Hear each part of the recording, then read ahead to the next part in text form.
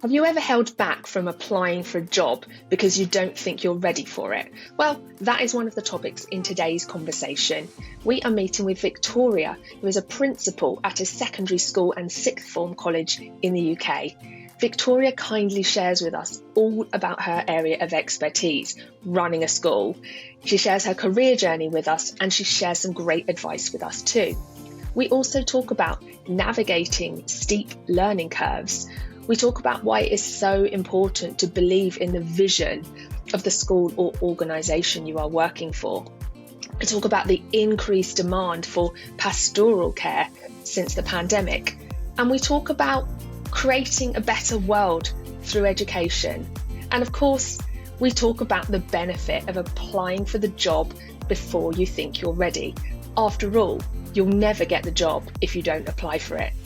So if that sounds good to you, wonderful. Victoria and I will see you in the conversation. Enjoy. Victoria, hello, welcome to the show. Hi, thank you very much for having me. Thank you so much for joining us. I'm really excited to learn more about you and what you do. Why don't you kick off by just giving us a short introduction into who you are, what you do, and how long you've been doing it for? Of course, so I'm Victoria Hearn. I have been principal at Impington Village College since just at the start of the COVID pandemic. I have been in education now for 14 years coming up. I started as a history teacher and then have had a variety of responsibilities since then. I joined this school in September 2014 as assistant principal. Wow, thank you very much. Now, this is a podcast, and I'm curious, do you listen to podcasts? And if so, what are you enjoying right now? I do. I don't have very much time to listen to podcasts. I'm a busy mum and also obviously have a full-time job. I quite like to listen to things in my spare time about parenting and things like that. So one of my favourites is Happy Mum, Happy Baby. I don't know if you've heard of that one. Mm-hmm. Yeah. I'm not a mum myself, but my some of my friends listen to that one, and I know it's supposed to be very good. So thank you for sharing. All right. So your area of expertise, principal, head teacher, so many misconceptions about what we do. And I'd love to know about the common misconceptions of your role. So I think obviously there's quite a big focus on the holidays and the fact that we get long holidays. We do get very long holidays, but particularly when you take on more responsibility in a school, your responsibility doesn't finish when term finishes. So I think one of the big misconceptions is about that. I think also people struggle to understand sometimes what we do and particularly what goes on once the door is closed. So hopefully we can unpick some of those things over the course of this afternoon. Absolutely. Thank you. Well, before we get into the role itself, I'd love it if you could just give us a brief overview of, I guess, the education sector for those that, I guess, are unfamiliar beyond their school or education experience. Absolutely. So lots lines up with people's own experiences of education. So I work in the state sector, and in the UK, obviously, there is the state sector and the independent sector. If you are to go into teaching, you typically would make a choice about whether you might work in primary education or secondary education. Within that, there are obviously subspecialties. So you might choose to work in a school for students with special educational needs. Some teachers will go on to work in a sixth form college, and that's something, particularly in the area that we live in, that's something that is quite popular. So the idea of just working with 16 to 19-year-olds, for example. But within that, obviously, there are a huge variety of schools. So you could choose to work in a fully comprehensive school, you could choose to work in a grammar school. So lots and lots of choice. Lots of choice, yeah. And as well as principals and teachers, what other roles exist within an average school? you name it, it probably exists. So there are a huge amount of staff who will work directly with students, as you say, obviously Yeah. teachers, but also teaching assistants, people who support in our pastoral team, so people that support maybe with students' attendance, taking on roles in a more kind of counselling style, working one-to-one with students or small groups, people who will come in and visit. So they might be visiting to talk about a particular subject or to do kind of motivational workshops and things like that. Also our admin Yeah. team, people who work behind the scenes, who run exams, who write the timetable, who run the canteen, all of those kinds of things. People who Yeah. work in the site as well. So we obviously have a site team who look after the day-to-day running of all of our buildings and make sure that all the equipment works. IT is obviously another big Yeah. part of working in a school now. Yeah. Wow. So a lot. Yes, definitely. And it is funny because I'm now just thinking about my primary school, where I think the only roles I remember were the head teacher, the teachers, the caretaker, and the dinner ladies. But of course, Yep. that's a child's view. And of course, Yeah, things have changed so much absolutely. since then. But yeah, oh, thank you. That's really helpful. Um, so, so if we were to sum up your role in a couple of sentences, I guess, what does the school rely on you for, or what do parents rely on you for? How would you summarize the purpose of your role? So I think that would depend on who you asked, actually. So I will try and unpick that and to try and give as full an answer as possible. So I think one thing is to make sure that everybody else is able to do their jobs to the best of their ability. So a lot of my time, as you're here Yeah, this afternoon, is supporting staff and making sure that they have everything that they need, making sure that I have a grip on the calendar and things like that, what things are coming up, to make sure yeah, that I'm looking ahead as well as dealing with things in the moment. Also supporting yeah, when things go wrong. So I do lots of dealing with problems. That's a huge part of yeah, what I do. And I think for parents as well, that I tend to be the last port of call. If nothing has worked, then things tend to yeah. end up with me. And also I am the kind of school's representative. So when we go on to talk a little bit, you can hear the bell. Um, when we go on to talk about the kind of things that I do less often, things like being at Yeah, school shows and going to governors meetings and things like that, I also yeah, play a big role in terms of determining what students might study as part of the curriculum, making sure that we've got the yeah, staff we need to deliver the curriculum, and things like that. yeah. So a lot to do. Yeah, it's never boring. Never boring. Exactly. All right. So, how about we zoom into an average week? And I'm quite sure there is no average week, and understand a bit more about what we might find you doing. Yep. So as you say, it's very varied. But in a typical week, so I start my week by meeting with my two vice principals. We will go through the week. We'll go through anything that's likely to crop up or be an issue this week. We will talk through some of the more strategic things that we might be focusing on. From there, there's lots of going out on duty and meeting and greeting students and things like that. And then on a Monday, I always meet my full senior team. So we have a senior team of around 10 of assistant and Yeah. vice principals. We will meet to, again, talk through what things are happening in people's areas of the school to make sure that everybody knows everything that's happening within the school, to talk through upcoming events and make sure that we've got a good coverage of senior leaders at events, to talk through staffing in particular, because that's one of the big focuses of my role, is making sure that we've got the right people to deliver the education that we commit to providing for the students, and particularly this time of year, lots of conversations Yeah. about those kinds of things. From there, in a typical Yeah. week, I will, as I say, do lots of duty. So lots of supporting at lunch times and things like that, meeting with parents. So today, for example, I've met with two different sets of parents about different things. Um, I will also, so I take some responsibility for line managing some subjects in school. So I Yeah. will meet with those leaders to make sure that they are okay, to make sure that everything is in place with them. And Yeah. then I'm trying to think what else I would do in an average week. Um, those it tends to be lots and lots of meetings, lots of making sure Yeah. that everything is running as it should, and then also picking things up. So I met a member of staff today to talk about their hours for next year. I met someone else to talk about a difficult situation that they're having at the moment and how we can support them. So lots of making sure that Yeah. people are enabled to do the things that they are here to Yeah. do. Yeah. Yeah. Steering the ship almost.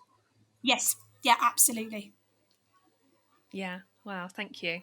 And so, what about the things that happen less frequently throughout the year that might be helpful for us to understand more about? So, one of the things that I have to do as the principal is report to governors. So, 6 times a Hmm. year, I will meet our board of governors and talk to them. So, I usually write a report about things that have been happening in the school. I will go to them and present on different Yeah. issues. So, we have a schedule across the year, and I will go and present on different things supported by members of my team. So I will always meet them. We have things like the Parents Association meetings, performances. Yeah. I also work part time as an Ofsted inspector, so I do that too on the side, and I squeeze that in. So I do that at least twice a half term. And then parent Yeah. events and things like that. So we will host things like transition events for parents who are new to the school, exam Yeah. success evenings to support students with preparing for exams, and those kinds of things. Yeah. Wow. So many different things. And of course, the exams each year, which I think are Yep. going on right Yeah, now of for you, course. right? Yep. So we've got mock exams happening at the moment for year 11. And then after Easter, Yeah. both our year 11 and year 13 students will start their formal exams. Yeah. Wow. Thank you very much. Is there anything else that you think that the audience might be interested to know about your role that perhaps we haven't covered yet? So HR and recruitment and things like that Yeah. is obviously a big part of Yeah. my role. So this term in particular, so Yeah. between Christmas and Easter, we do the bulk of our recruitment, and we're a very large school. We have over 100 teaching staff alone, and Wow. so Wow. making sure that we have the right people teaching the right subjects, and that we anticipate any changes in the curriculum and things like that. So I tend to spend the autumn Yeah. term planning out the curriculum for the following September. So as soon as we start in Yeah. September, the first thing that I do is then start thinking about the following year. And then we run in the Yeah. spring term all of our recruitment to make sure that in the summer term we then induct new staff, we train them so that they're ready to start the following September. So things often happen Yeah. much more slowly, and much further ahead than people probably realise. Yeah. A lot of planning. Yeah. Yes. And and as a school, I think you guys do the IB as well as regular GCSEs, right? So that must add another component. We do, yes. So we have the IB middle years programme in year 7, 8, and 9. And then we do 2 of the IB programmes, diploma programme and the careers programme in the sixth form. So that does Yeah. change the nature of the school quite significantly. At the moment, a huge piece of work that we are doing is rewriting the curriculum. So the middle years programme is quite new to us. At the moment, it's in year 8. Mm. It will roll through next year into year 9. So our staff are Yeah. putting a huge amount of time and effort into rewriting the curriculum as that flows through to GCSE. Yeah. Wow. Are you one of the only schools in Cambridgeshire that do the IB at sixth form? We are one of very few, and we're I the only thought school so. to do the Yeah. middle years programme, particularly within Cambridgeshire. There are not many state schools in the country that offer all 3 of the IB programmes. Yeah. Yeah. Yeah, because I remember from making my sixth form choices, it was obviously an option, and Yep. it was a really interesting option that I didn't end up taking, but a friend of mine did, and really found it really useful and a really enjoyable experience. All And it's right. something we're really passionate about because it means that students Yeah. keep that breadth of curriculum for much longer. Yeah. Yeah. Thank you. So tell us what you love most about your job. I love the variety. And the fact, as we said, no day is the same. It's never boring. That's one of the Yeah. things I really love. I also love and see as a real privilege watching our students go through the school, leave us, very confident with really good exam results and able to kind of go on and be really good human beings. I think for us, it's that Yeah. combination of making sure that they have everything that they need to be successful, but that also they can go out into the world knowing how to be responsible and how to be polite and courteous and to be confident, and to be Yeah. really proud to be who they are, and the work that all of our staff Yeah. do with our students on a day-to-day basis, to see that every day, and see the fruits of that, is a real privilege. Yeah, I bet it is. Um, it can't all be rosy, Victoria. Tell us about the most challenging parts of the work. I think no, most of my time, as I said, is spent fixing things, Yeah. and sometimes it's really hard because things are not easily Mm. fixed and they take Yeah. time. And I think particularly the more senior you become in a school, the longer the game is that you play, and the longer it takes for you to actually see the reward of what you're doing. Because there are, Yeah. day to day, there are some opportunities for firefighting and things like that, and you can find a quick fix. But it's coming to terms with the fact that most things take time, and actually success, Yeah. in most parts of what we do, success takes a really long time. And as I said, we will start planning for things when we want to make big changes. We will start planning for things sometimes 2.5 years in advance, and being very Yeah. patient and accepting that it's going to take time for those things to come to fruition is quite challenging, particularly Yeah. when the days are short. The weather is bad, and day in day out you're in that kind of busy Mm. grind, but actually the things that you want to do and the things that are really exciting take a really long time to have an impact. Yeah. And I can imagine perhaps when you first start the career as a teacher, you're almost getting that daily reinforcement. And it's almost like yeah, that success comes daily because you can see your impact on the students. But I'm guessing, like you say, as you move kind of more senior in the school, and perhaps you're not having as much time teaching time, for example, you don't get those daily reinforcements of that success. Yes, absolutely. And I think also you're dealing with things through other people. So quite often they are Mm. having the experience day to day. They are seeing the benefits on the ground. And as we were saying before, things take time. So quite often we will spend 2.5 years planning for something to change. And you have to be very patient to see that come to fruition. I think Yeah. one of the other things is also to bear in mind that lots of the things that I deal with are not easily fixable. If they were easily Yeah. fixable, they probably wouldn't have ended up with me. And so, actually, Yeah. that, I think, recognizing that, um, is really important. But the dealing with that day to day is probably more of the reality. Yeah, yeah, that makes a lot of sense. And I guess sometimes corporate organization call it leading through others and being a leader of leaders. And yeah, you are just a bit removed from the day to day, and things wouldn't end up with you, like you say, unless they needed someone of your seniority to deal with them. So Yeah, yeah. definitely. Oh, so when you look back on your career so far, and I know you can't share names or anything like that, but what's been the proudest moment for you?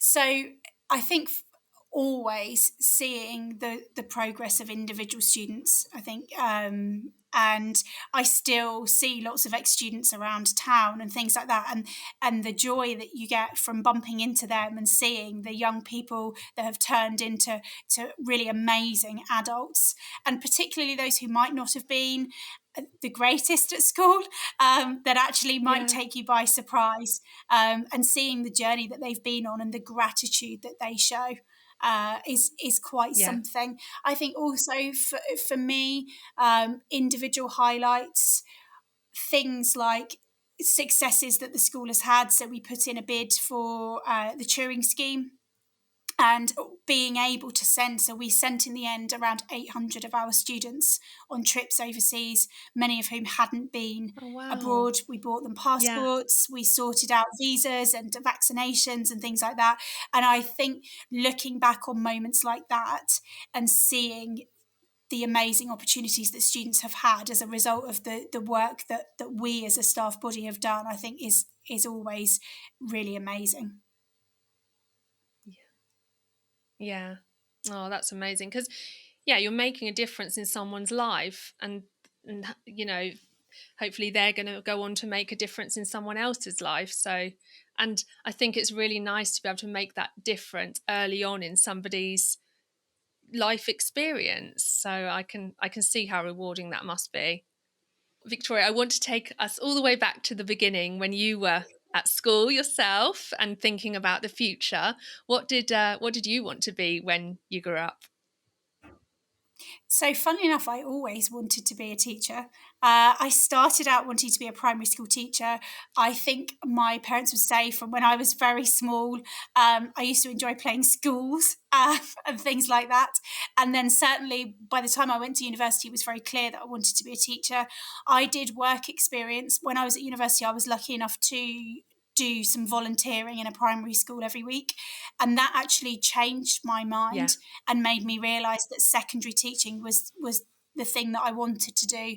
And again, I'd signed up. Yeah. There was a scheme running at the time, I think, called the Student Associate Scheme, where you could go and gain work experience in a school in inner city London, which was not a million miles from where I lived at the time. And so I went and did Yeah. that for 3 consecutive weeks during the holidays when I was at university. And I also did some teaching Hmm. abroad in one of my university holidays. And those things for me definitely sort of solidified the fact that I wanted to be a teacher. And so I went straight out of university and into Yeah. a PGCE. So what age did you kind of figure out, yes, teaching is the career for me, and what inspired that?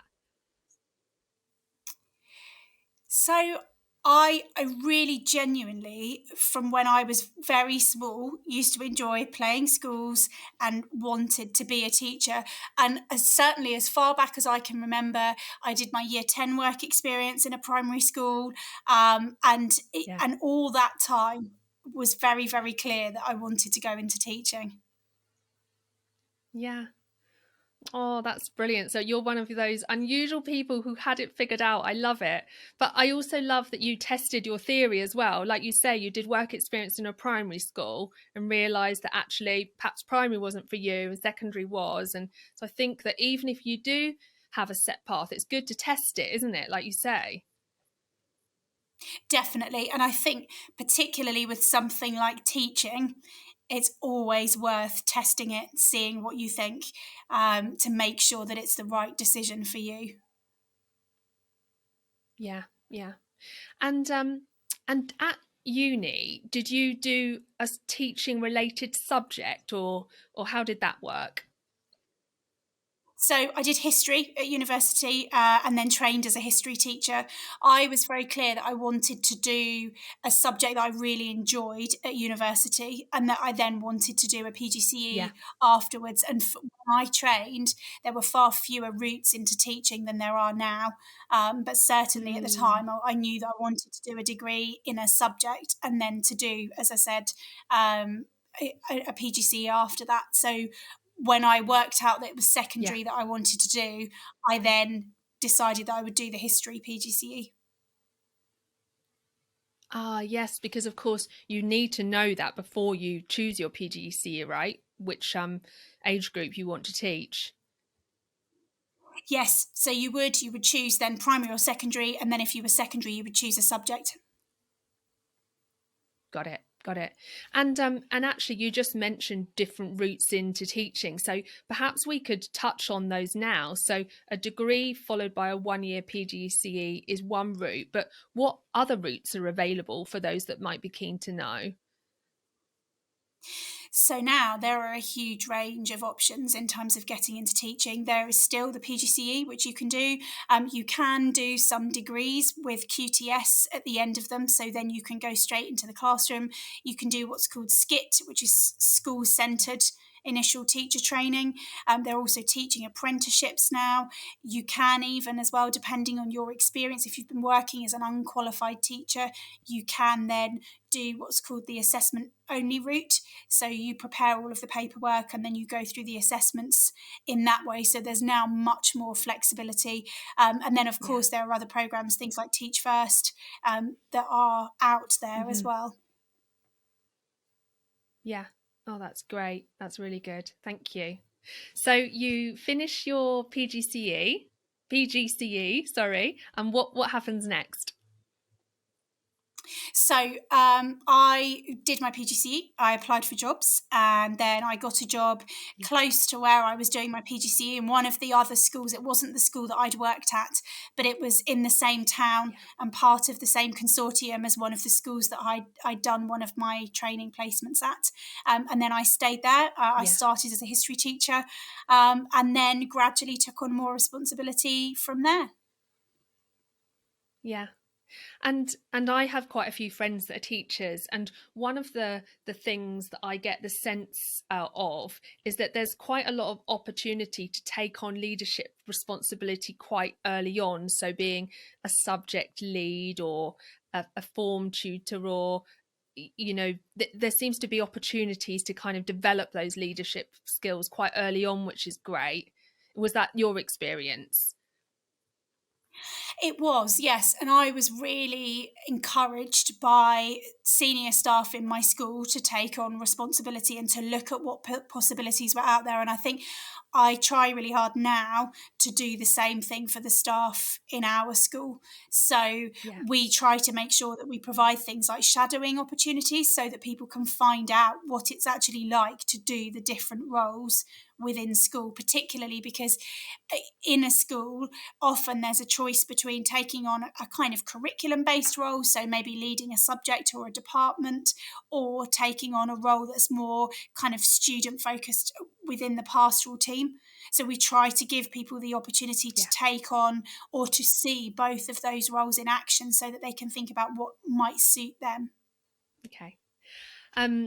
So when you moved to the your first job in education after your PGCE, tell us how long you were at that school for, and maybe tell us a little bit about how the becoming a qualified teacher works. As in, I remember things like QTS, and is there a name for your first couple of years in teaching, or is that more of a primary school thing? That's right. So to start with, how that works in terms of progressing through your teacher training. So you finish your teacher training and then you start what's called your ECT program, which is Early Career Teacher. That recently changed. So that's now 2 years rather than 1 year. So when I trained, it was 1 year and you were called newly qualified. Now you are an early career teacher and you spend 2 years on a reduced timetable with extra support. And that has been put in place to support early career teachers to develop their teaching practice and to support with things like workload and to encourage retention within the profession. And I think that's one thing actually that we didn't touch on earlier that I think it's probably worth saying, that actually in terms of advice, I would strongly encourage and certainly encourage our ECTs to make sure that they finish their ECT program before they take on more responsibility. Yeah, because it's a lot. It must be a very big transition, and almost that support is in place for a reason, right? And you want to make sure that you have all of the time to utilize all of that support that's available to you. Absolutely. And I think making sure, particularly if you have aspirations for a long and a happy career in teaching and potentially in senior leadership, making sure that you are able to organise your time effectively, making sure that you have got all of the tools that you need to teach, to mark your books, to manage behaviour, means that you've got the basics right. And those basics are not easy. So actually being able to do those things really well, and then to think, actually, I am ready to take on more responsibility. And I would encourage people not to rush that step, because it's very difficult to go back. Yeah. When you take on more responsibility, it's hard to then turn around and say, actually, I want to take a step back. I want to take a break. Yeah. And so I think making sure that you've got those things right is really important in the first instance.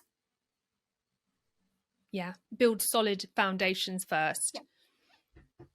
So during my time at the school, I took on a variety of roles. I started leading PSHE, so planning the tutor time programme across the school, and supporting with designing the resources and things like that.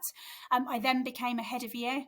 I took on a maternity cover, which I, as a very enthusiastic, newly qualified teacher, put my hat in the ring for, not expecting to be given the job, worked really, really hard to show that I was super keen, and then was given the job, which was a bit of a surprise at the time. But I did that, and that has been one of the roles I've enjoyed the most, actually, throughout my teaching career. And then from there was given the opportunity to lead on pupil premium, so disadvantaged students across the entire school, and to support with delivering teaching and learning workshops and CPD and things like that. So that then set me up to be able to apply for my senior leadership position at my current school, which I took when my husband and I relocated from Oxford to Cambridge for his work. Yeah. Wow. And actually, I think that's a really good example of sometimes, applying for something before you think you're ready. And, others obviously believed in you, which then would have given you the confidence to believe in yourself. And I think even if you hadn't have got that job, you would have shown intent there by, I guess showing the other the leaders at the school that this was the path that you were interested in taking, and you would have experienced that interview process for that role. Yeah. And we really encourage staff to do that here. So we will always say, you'll never get the job if you don't apply for it. Apply, go through the process, see it as a learning opportunity, and that makes a huge difference. Yeah. Yeah, absolutely. All right. So then you come to Cambridge and you start working at Impington, and you went straight into, did you say it was a deputy role or a vice principal role? So I started as assistant principal, and actually I have to admit, I applied for the job and thought I had no possibility of getting it, to the point where I came on the interview day and I didn't look around the school because I assumed that I was going to get sent home at lunchtime. And so I was really, really shocked when I got the job. And so I took on that role, and I came. So I started doing pupil premium again. So that was one of the things that had allowed me to show that I was capable of doing the job, and then also running the humanities faculty and doing some other bits with teaching and learning. And then really from there, was here a little while, was because of quirks within the staffing, given some other responsibilities. I started to line manage a couple of other subjects, and then was gradually given more and more responsibility, was offered a deputy role in the January of 2016. And then I did that for a while, and then got my current job when I was sat down by the head, who explained that our school and our trust was merging with another trust, that he was becoming the deputy CEO, that I would then be given the opportunity to apply to be the principal. And that was about a week before schools closed for COVID in March 2020. Wow. So I think a lot of my experience of being a head teacher has been shaped by COVID and all of the challenges and opportunities that have come from that. Yeah, absolutely. Two things that I would really love to explore more. The first being, what advice would you have for somebody who is climbing a steep learning curve? And then the second topic that'd be nice to explore is, well, we've got to hear about COVID, basically, and what that meant for the school from a principal and a teacher's perspective. Absolutely. So to answer your first question about what advice would I give, take all of the help. that you can and all of the advice that you Yeah. can, and listen. And take time Yeah. to be sure, if you are applying for a new role, particularly if you're applying for a role in a school that is not your own, take the time to make sure that it's the Yeah. right school for you. And I would say, I think it's probably more about the school than the specific role, because Hmm. particularly when you are responsible as the head teacher for sharing and promoting the vision of the school, it has to be something that you genuinely really believe in, and a job that you really want to do, Yeah. because it is hard sometimes. I'm very Hmm. lucky to have this job and I absolutely love it, but sometimes it is really hard. As we said at the beginning, that day in, Yeah. day out, the fixing of the problems and things like that, you've got to really believe in what you're doing. And that only Yeah. comes from being in the right school with the right set of people. Yeah. Yeah, absolutely. And would that be things like the location of the school, the size of the school, and like you say, the vision and the mission of the school? Are those the kinds of things that somebody would be having to kind of look out for, or have I missed anything there?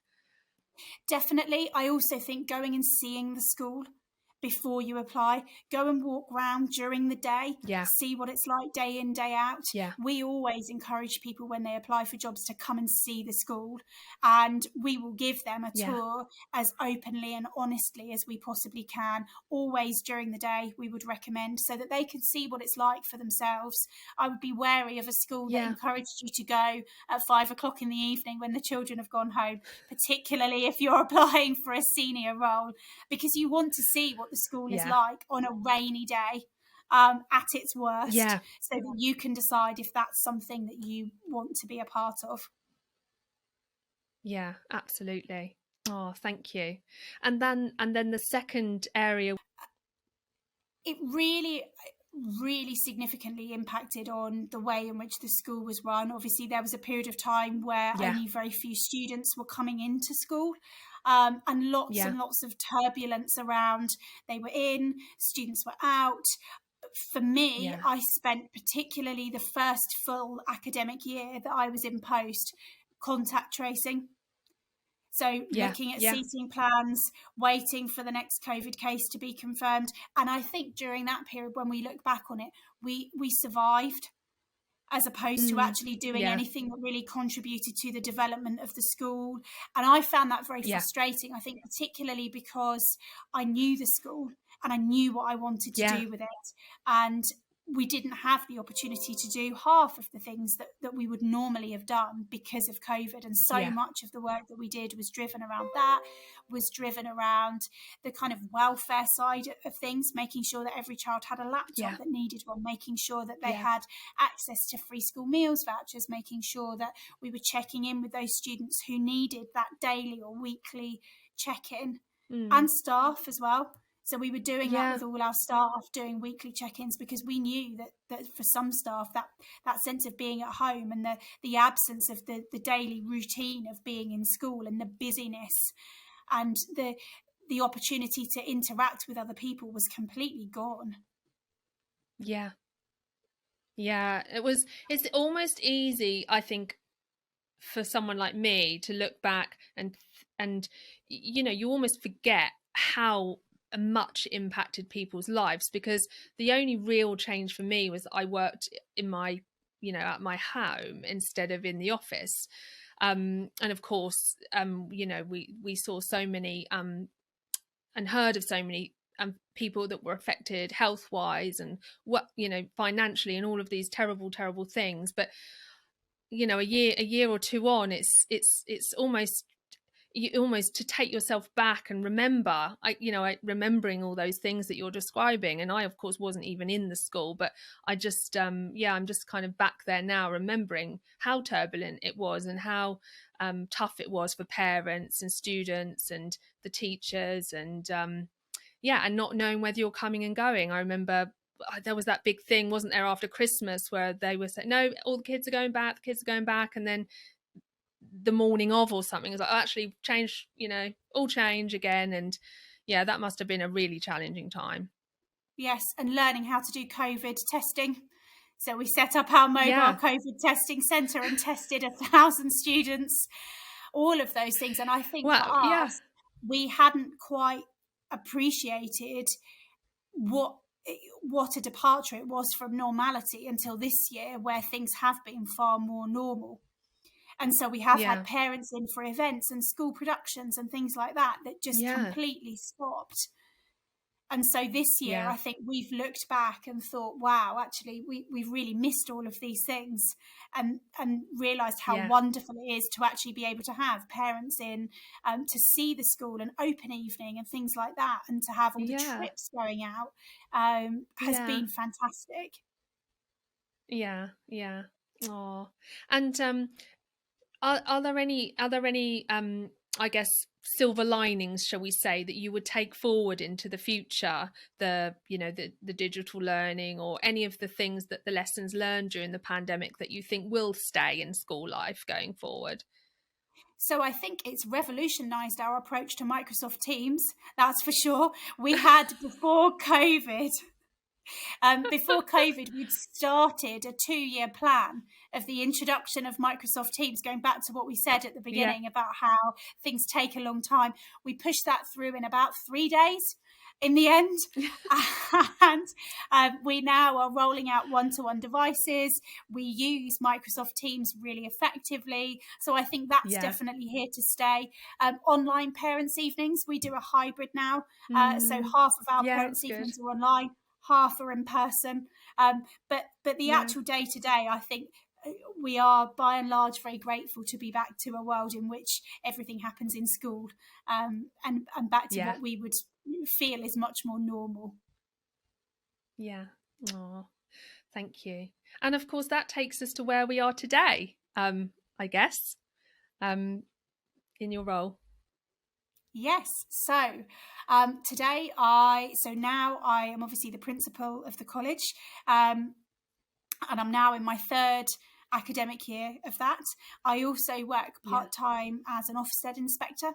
That was Yeah. something that the trust that we work in supported me to do. So, as well as being the head at Impington, I go out between 2 and 3 times a half term inspecting other schools as an Ofsted inspector. I've done all of my training, Yeah. which again is a real privilege to be able to go and see other schools, and to go through Yeah. what I know as a head is a really stressful and important process.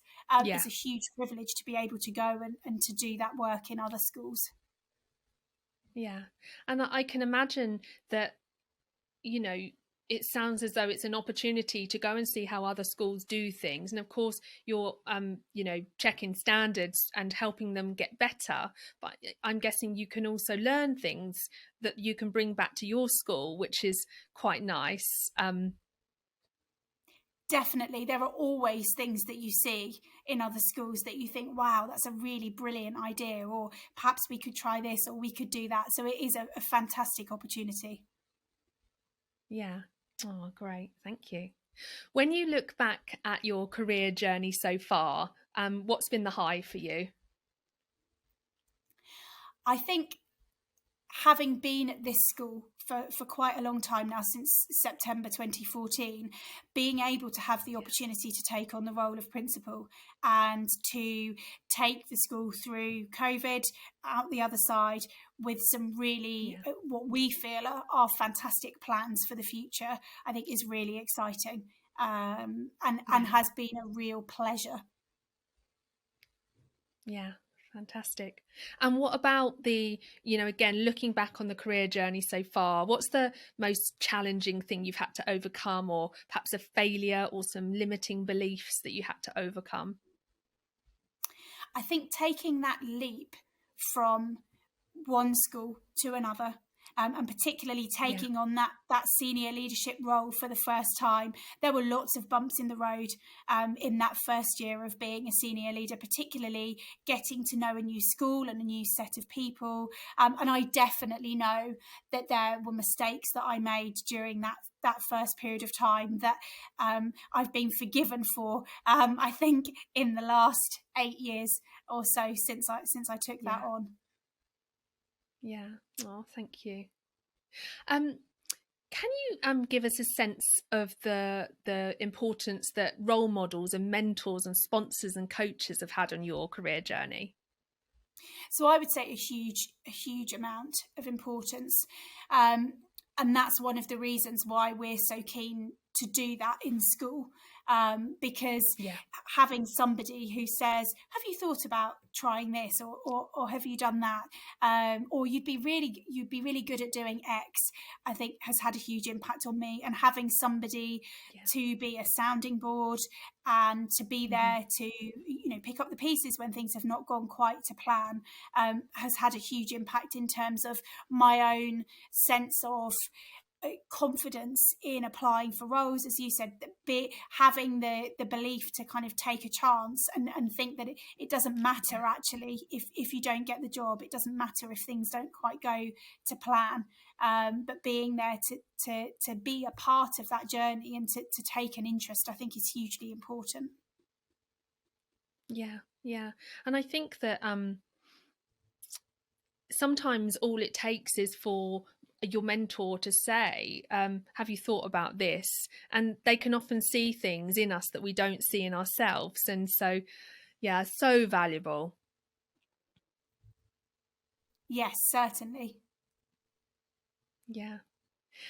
All right. So we've already talked about routes into education and teaching and the path to principal. I'm really curious about what softer skills you think are useful for people who are keen to pursue a career here. So organisation is the biggest one. It's hugely important to be organised. The workload is high as a teacher or as a senior leader, and it requires a huge amount of forward planning, be that as a teacher day to day, or as a senior leader, because actually if you want to maintain a work-life balance, you cannot plan your lessons on the day or the day before, because then if something crops up or someone says, would you like to go to the cinema or something like that, then you can't.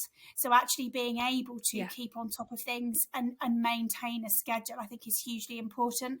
I also think resilience is really important, because some days are challenging, be that working with students directly, be that working with other adults. Things will not go as you expect them to go, and being able to adapt to the variety, to take the rough with the smooth, I think, is really important.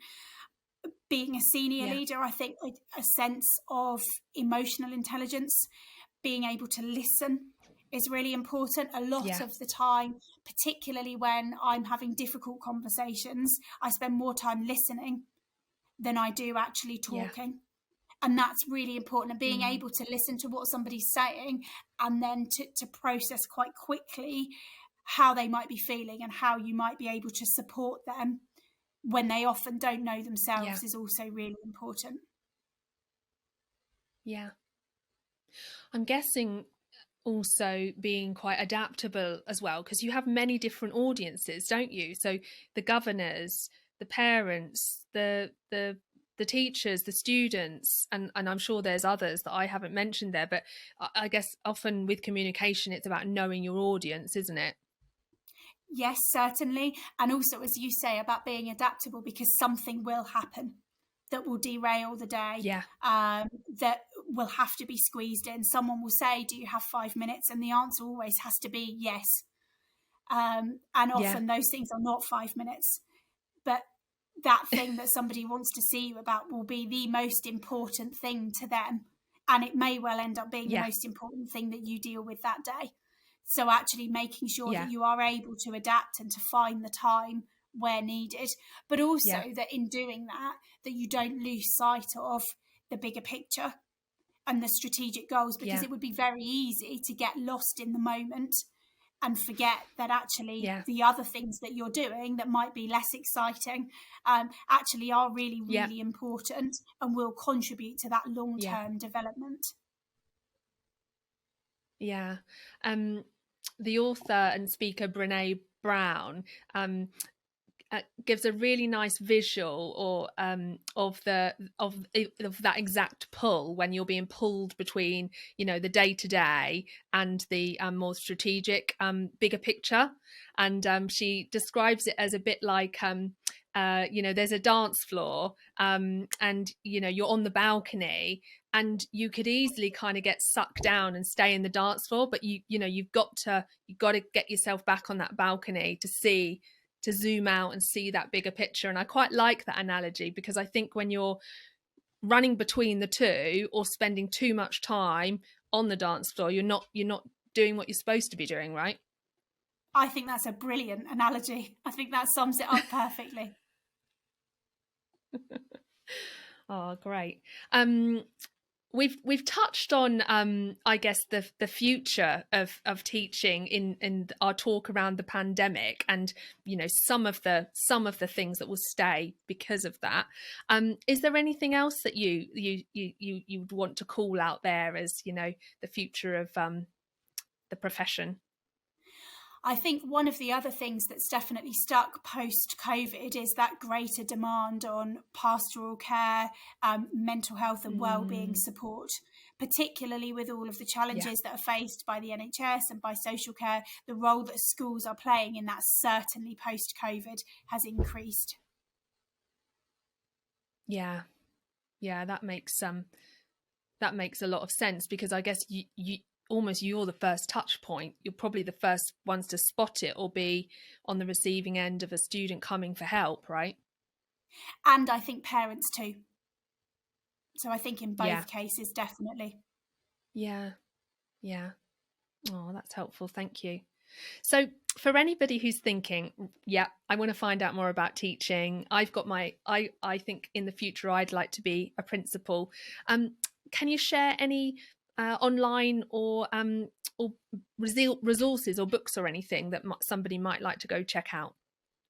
So there's lots of government information about getting into teaching. There's a big drive at the moment to recruit more teachers.